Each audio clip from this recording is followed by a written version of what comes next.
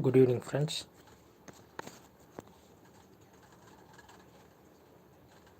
Friends, am I audible?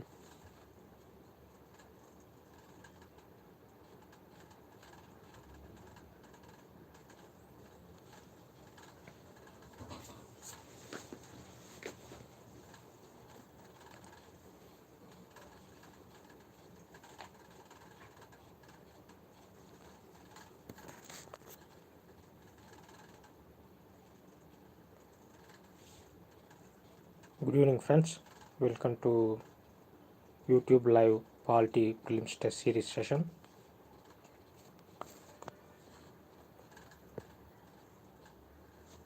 How is your prelims preparation is going on, friends?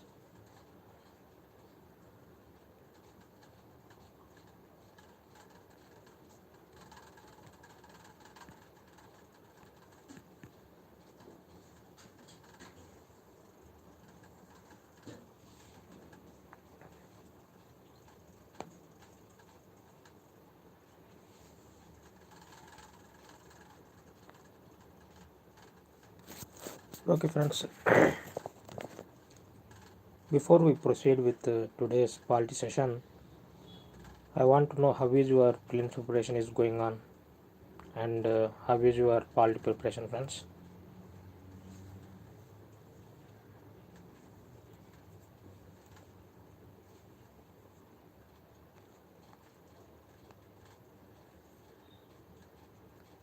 Give tests regularly, friends, to track your progress, analyze mistakes, and learn from them. Polity is one of the most scoring subjects in UPSC exams and various state service exams. With conceptual clarity, you can secure marks easily, friends. Regular revision and MCQs practice can secure more marks in polity section, friends. So keep practicing.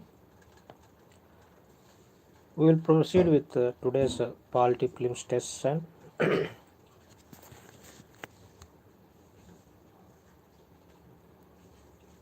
okay, friends. Now we proceed with polity test.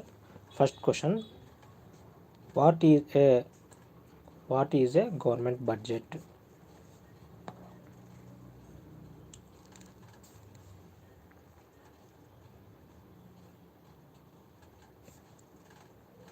Correct answer is option C, friends. Financial statement of a government's expected revenue and expected expenditure for a specific period.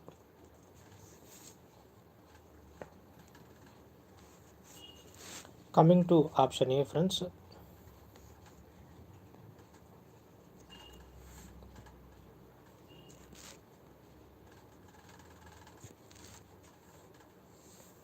Friends, here see, you can eliminate option B and option easily. You can eliminate these two options. Option D, you can eliminate these two options very easily, friends. By seeing the question in a few seconds, you can eliminate these two options, because here examiner is asking government budget, but option B, they are talking about managing personal finances, but government budget deals with public finances, so you can easily eliminate option B. And coming to option D, friends, budget is a financial term, whereas here it is talking, option D is talking about foreign policy goals. So foreign policy is about international relations, so you can easily eliminate this option D also. In our country, friends, budget is not actually used in the term budget is not actually used in our constitution.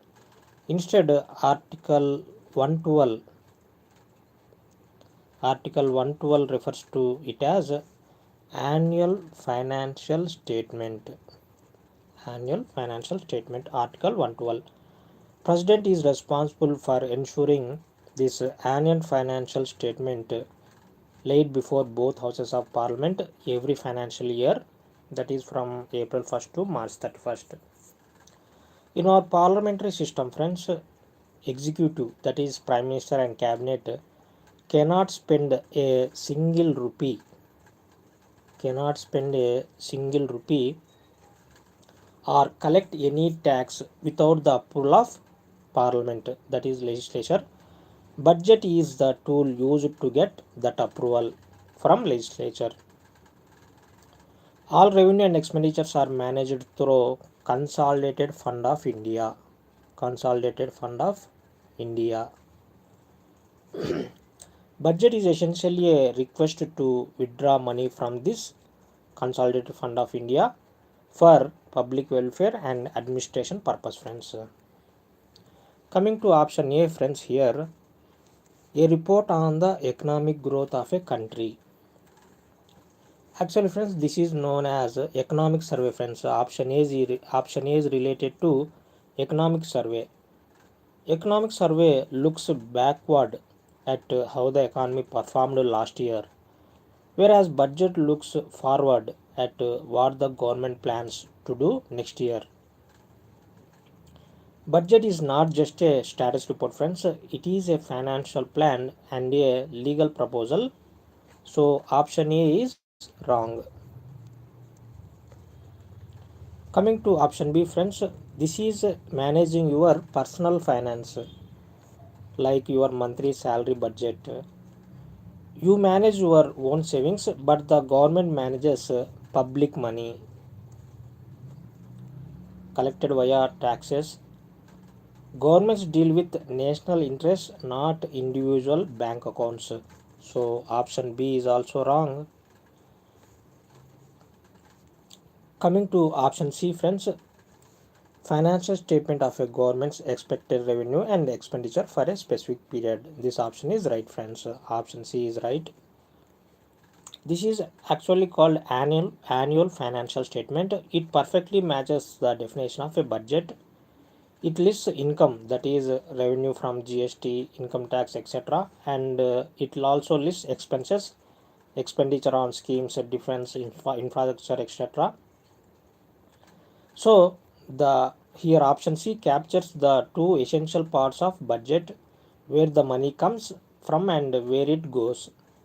So option C is correct. Coming to option D, friends, this is a diplomatic paper or a strategic vision document. Foreign policy is about who are our country friends and how do we handle borders, trade, etc. So budget is about money, not the diplomatic strategy. So option D is wrong, friends. So correct answer for question number 1 is option C. Next, second question, friends. Which of the following is an objective of government budget? Read carefully, friends.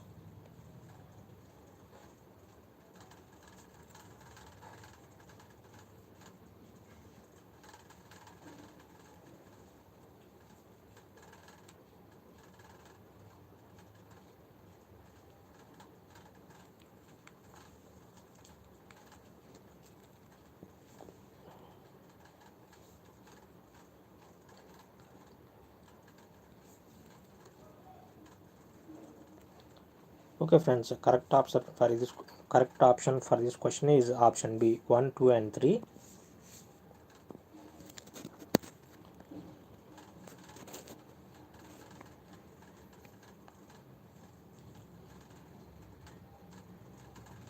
Friends, coming to statement 1, GDP growth. Government spends on roads, bridges and power plants to increase the production of goods and services. More production, higher GDP. Coming to statement 2, friends, reallocation of resources. Government uses taxation and subsidies.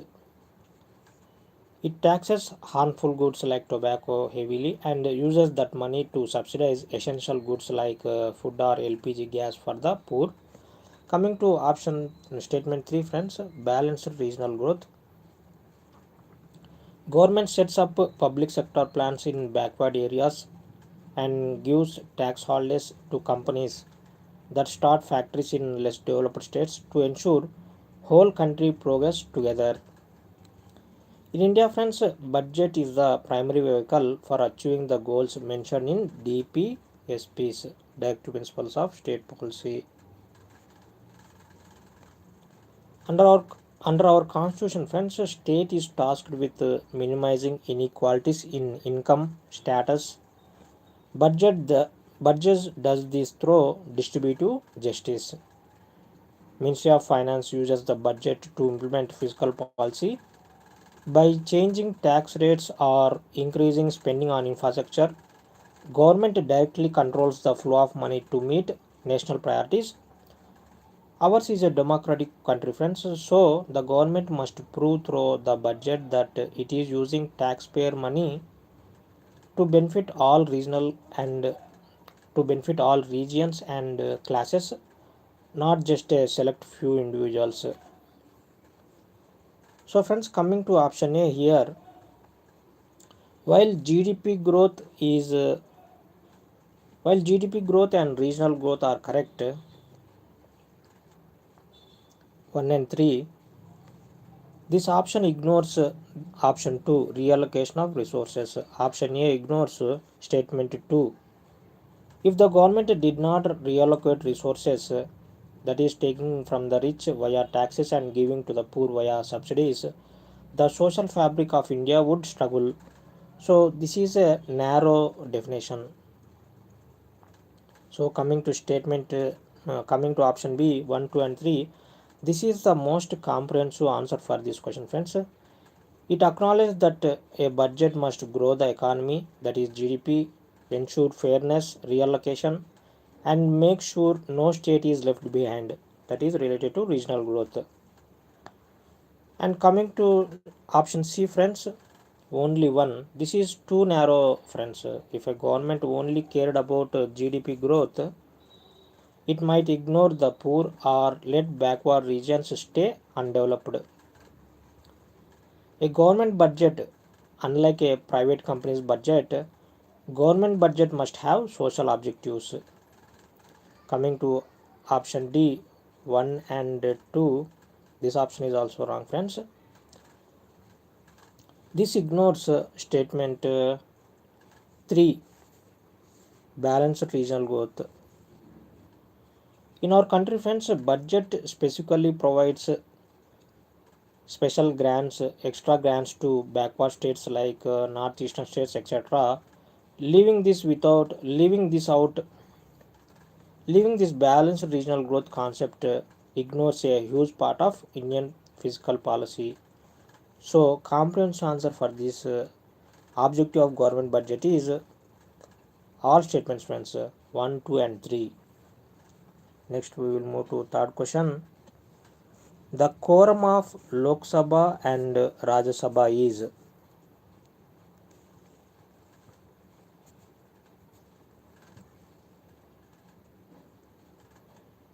Correct answer is option C, 1/10 of total membership, friends. Quorum, the minimum number of members required to be present to conduct a meeting, friends. Coming to option A here, friends, 1/5 of total membership. A quorum of that is 20%. A quorum of 20% would be considered very high for a large deliberative body like our Lok Sabha, Rajya Sabha.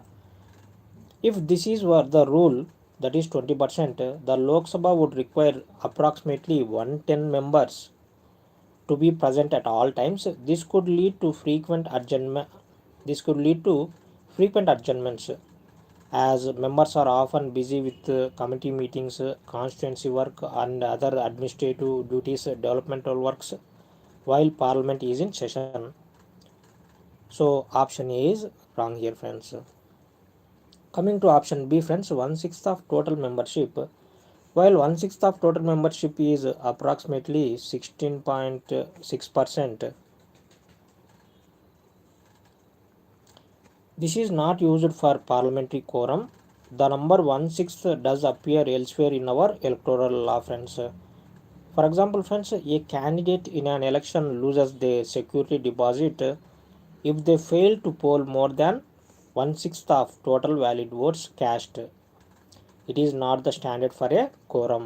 So option B is also wrong here. Coming to option C friends, 1/10 of total membership. Under Article 100 friends, under Article 100 of our Constitution, quorum, the minimum number of members required to be present to conduct a meeting for either House of Parliament is fixed at 1/10 of the total number of members of that House, including the presiding officer, that is Speaker or Chairman. For Lok Sabha friends, approximately 55 members is the quorum, and for Rajya Sabha, approximately 25 members is the quorum friends. If at any time there is no quorum, it is the duty of the presiding officer, Speaker or Chairman to either adjourn the House or suspend the meeting until there is a quorum. Coming to option, so option C is right friends. Coming to option D, 1/8 of total membership. 1/8 of total membership means it is approximately 12.5% of total membership. 12.5% is simply not the figure defined by our constitution friends. While some local bodies or private organizations might set their quorum at 12.5%, that is 1/8, our parliamentary system opted for the simpler decimal based 1/10 rule to ensure clarity and ease of calculation friends. So for this question, quorum of Lok Sabha and Rajya Sabha is 1/10 of total membership. Option C is the right answer friends. Next, fourth question friends. Which one of the following institutions will lay down the basic principles for the distribution of net proceeds of the taxes between union and states?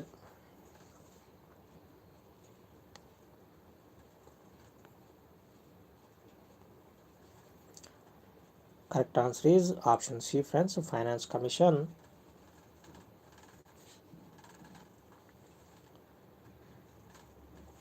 Here friends, you can easily eliminate option A, Planning Commission. You can easily eliminate this option, and National Development Council also you can easily eliminate here friends. By seeing the question itself, you can eliminate in a few seconds these two options, A and B.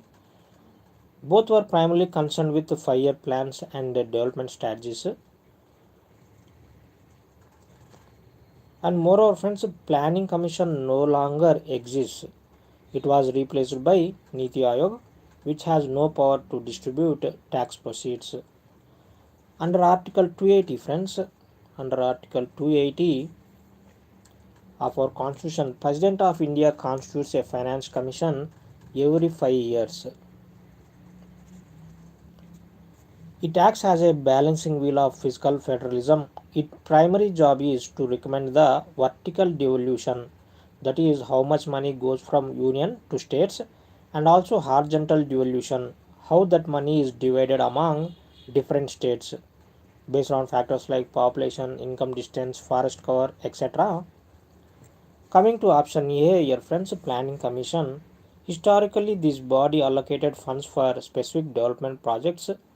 It was an extra constitutional body and never had the constitutional authority to decide the tax sharing ratio between union and states. So Planning Commission option is wrong. Coming to National Development Council, option B. This was a body composed of Prime Minister and Chief Ministers of states to approve 5-year plans.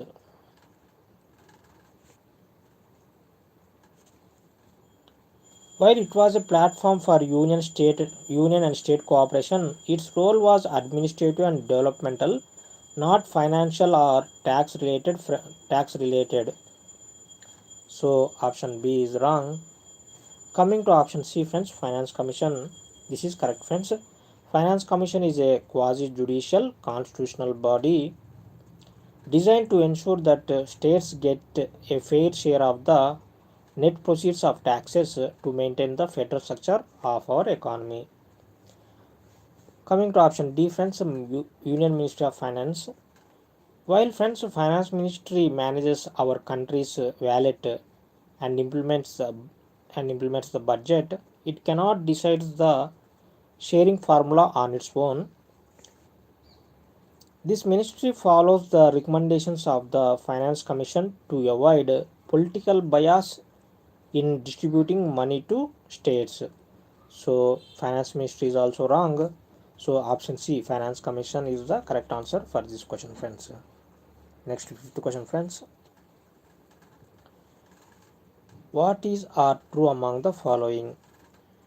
Read carefully these three statements, friends.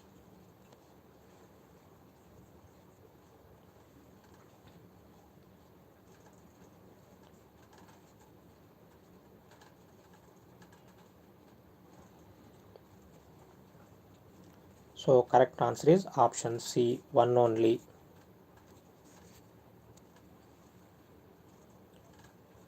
Friends, here you can quickly eliminate option A. Option A and option B you can eliminate easily, friends.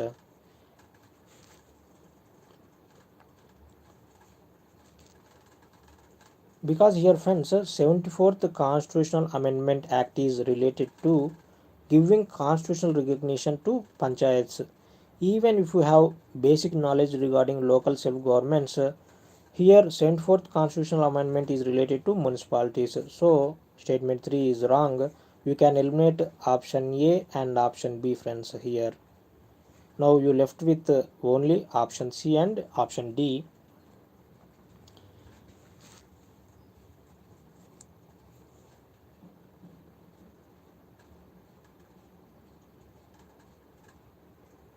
The 73rd and 74th Amendments added Part 9 and 9A, Part 9A to the Constitution, friends. Part 9 and Part 9A to the Constitution, fulfilling the dreams of Gram Swaraj.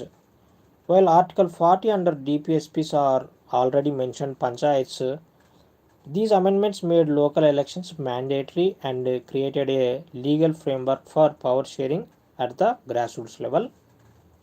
So friends, coming to option A, by 73rd and 74th constitutional amendments, a three-tier governance system was introduced in the constitution. This statement is right, friends. 73rd and 74th amendments added a three-tiered, that is local government, below the union and the state levels. For rural areas, this includes the Gram Panchayat, Panchayat Samiti and Jilla Parishad. So statement 1 is right. Coming to statement B, friends, this system was copied from the Constitution of Australia. This is wrong, friends. Statement 2 is wrong. Australian Constitution influenced our concurrent list and interstate trade provisions, but our local governance system is uniquely Indian, rooted in our own historical and administrative units.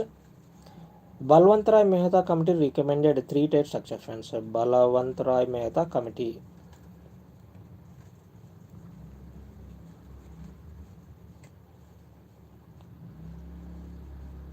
Not from Australian Constitution, friends. Coming to statement 3,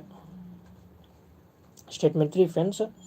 73rd Constitutional Amendment is deals with panchayats, while 74th deals with municipalities. So statement 3 is wrong. So answer option C, one only, is the correct answer for this question. Now coming to sixth question, friends.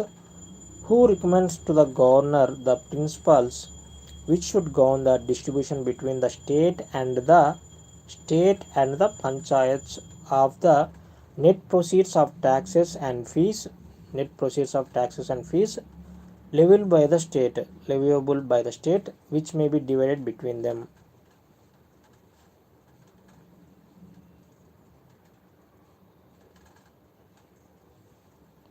So correct answer is option C, friends, State Finance Commission.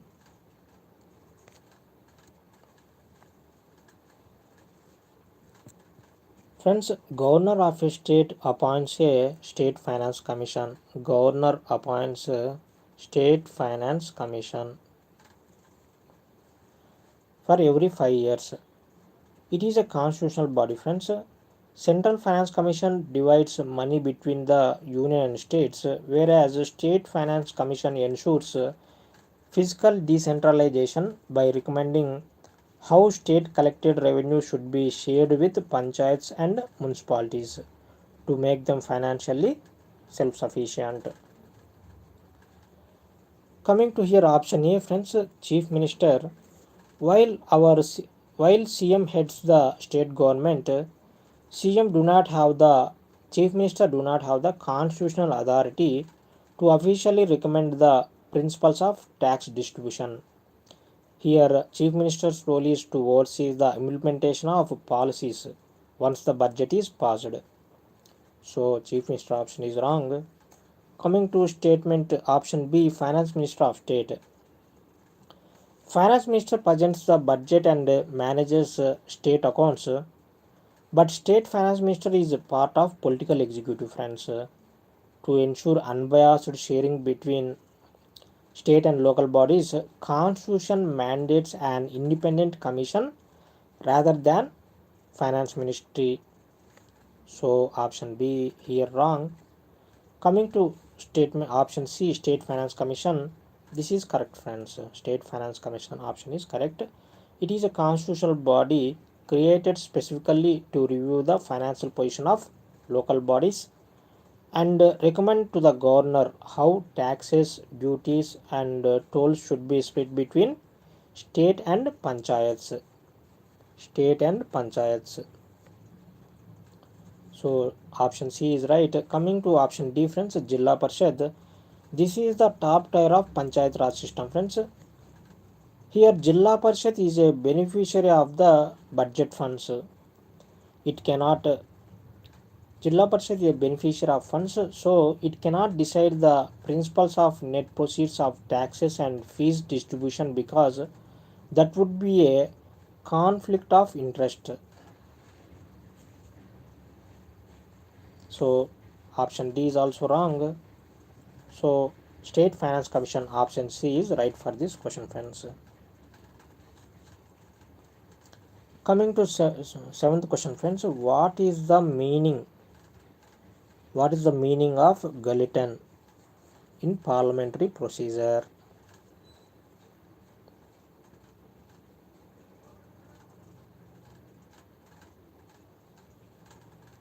So correct answer for this question is option A friends, to stop the debate on the bill.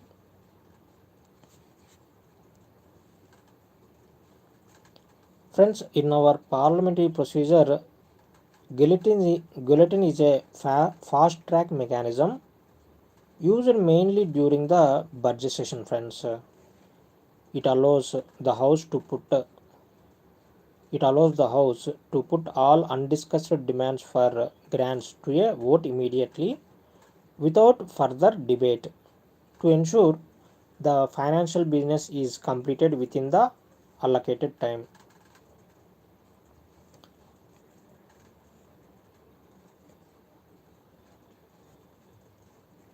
So option A here it is right. Option A is right friends. Coming to option B friends, to continue the debate on the bill, this is quite the opposite of a guillotine friends. The very purpose of a guillotine is to curtail or end debate because the time allocated for discussion has expired. So option B is wrong. Coming to option C, boycott of house by members. Boycott is a voluntary act of protest where members refuse to attend proceedings. Guillotine, however, is a formal procedural tool exercised by the speaker. So this option is wrong. Coming to option D, friends, to adjourn the house. Adjournment simply terminates sitting for a specific time for hours or days or for weeks. It does not involve putting bills or grants to a mandatory vote like the guillotine. So option D is wrong. So option A is the right answer for this question friends.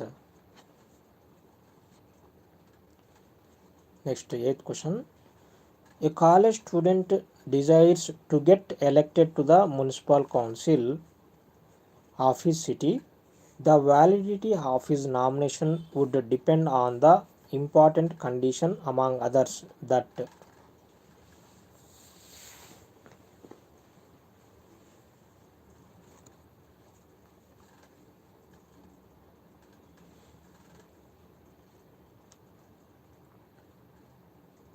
so correct answer is option C friends.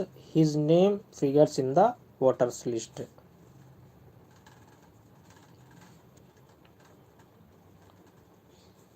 Friends, in a democratic country like ours, to contest an election, certain constitutional and legal criteria must be met.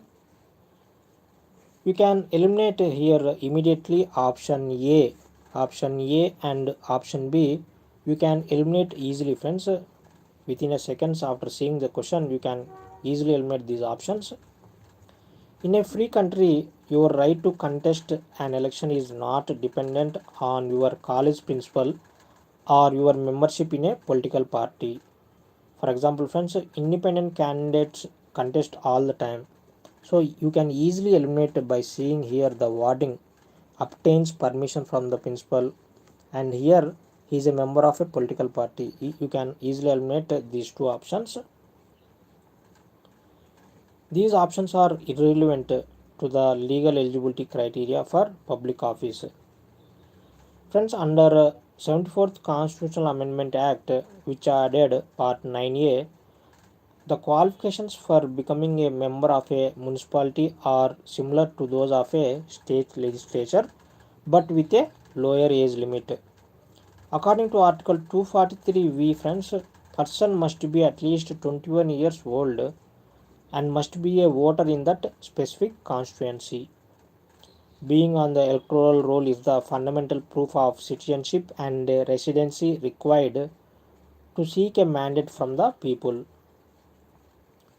So friends, coming to option A here, while college while all colleges have some internal rules, the law of land does not require a student to get permission from an educational head to exercise their constitutional right to contest elections.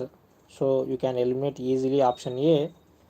Coming to option B, friends, our country allows independent candidates also to contest. Party affiliation is a choice, not a legal requirement for filing a nomination. So you can eliminate option B also here.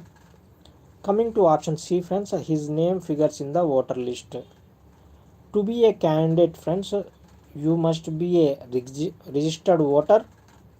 If your name is not in the electoral roll of that city, you cannot legally represent its citizens. So option C is correct here. Coming to option D, friends, while an oath is taken after winning or during the nomination process before an authorized officer, the most important condition for the validity of nomination in this specific contest is the registration as a voter. So option D is also wrong.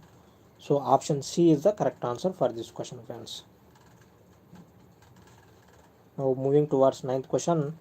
Which of the following topics is not mentioned in the DPSPs of our constitution?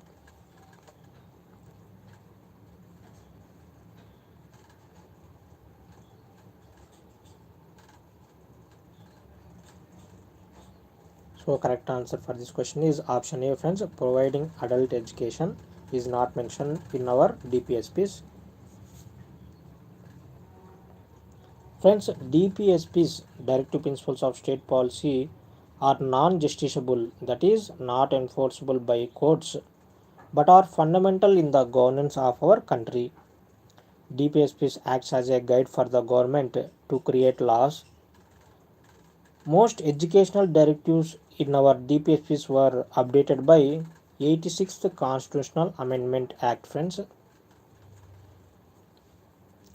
which shifted the focus to early childhood care and primary education, friends. Friends, coming to option A here, providing adult education. Our government runs various adult literacy schemes like New India Literacy Program, Padna Likhna Abhiyan, but there is no specific article in our DPSP, friends, that mandates adult education. So option A here is wrong. So not mentioned in the directive principles of state policy is option A, friends. Coming to option B, friends, ensuring living wages for workers mentioned in Article 43. The state must strive to secure a living wage to ensure a decent standard of life and social or cultural opportunities for all workers. So it is mentioned in DPSP Article 43. Coming to option C, friends, offering free legal help to the poor. It is mentioned in Article 39A, added by the 42nd Amendment Act, to ensure that justice is not denied to any citizen due to economic or other disabilities. Coming to option D, friends, early childhood care for children under 6 years. This is mentioned under Article 45. Following the 86th Constitutional Amendment Act, friends, this article was narrowed down to focus specifically on early childhood care and education for children until they complete the age of 6 years. So D is also there in DPSPs. Not mentioned DPSP is option A, friends. For this question, A is the answer. Now moving towards 10th question, friends. All elections to panchayats are conducted by. All elections to panchayats are conducted by. Answer is State Election Commission, friends. Option B is the correct answer here.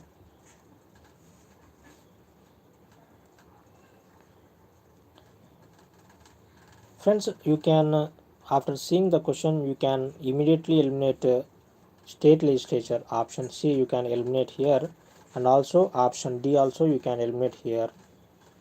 If you have some basic knowledge regarding local self-governments, panchayats and municipalities, you can easily eliminate these two options, option C and D, because a legislature is a law-making body, not an election conducting body, and Panchayat Raj Commission does not exist in our parliamentary system, friends. So you can eliminate option C and D. Under Article 243K of our Constitution, friends, 73rd Amendment, power of superintendence, direction and control of preparation of electoral rolls and the conduct of all elections to panchayats is vested in the State Election Commission. This body is independent of Election Commission of India to ensure that local democracy remains free from central or state political interference. So coming to option A, friends, Election Commission, it conducts elections for Parliament, that is Lok Sabha, Raj Sabha, state legislatures as well as offices of President and Vice President. It does not handle local body elections, that is panchayats and municipalities. So option A is wrong here. We remain now with option B. So that is correct option. Coming to option B, friends, State Election Commission. It is a constitutional body headed by a state election commissioner appointed by the governor. It is solely responsible for elections to panchayats and municipalities. So option B is right. Coming to option C, friends, State Legislature. This is the body of elected representatives that makes laws for the state. While it can make rules regarding the manner of elections, it cannot physically conduct or supervise elections. So option C is wrong. Coming to option D, friends, this is a trap, friends. This option is a trap in order to confuse you, as there is no Panchayat Raj Commission in India. While states have departments for Panchayat Raj to handle rural development and schemes, the actual voting process is always the responsibility of a designated election commission. So correct answer for this question is option B, friends. Okay, friends, that's it now for today. Now you count your marks, friends. First check how many questions you got right and how many you got wrong.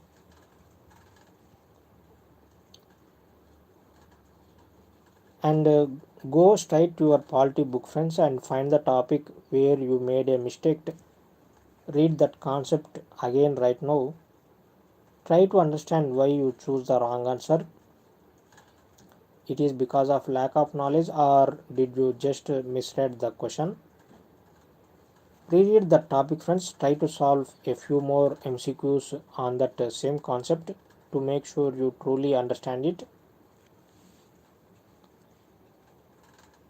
Taking a prelims test is not just about attempting questions, friends. It is about finding your weak spots and fixing them. So, rectifying your mistakes is the most important part of your preparations, friends. Okay, friends, we will stop it here. Again, we will meet on Monday with some important polity questions. So, take care. Have a nice day, friends. Have a nice day. Bye.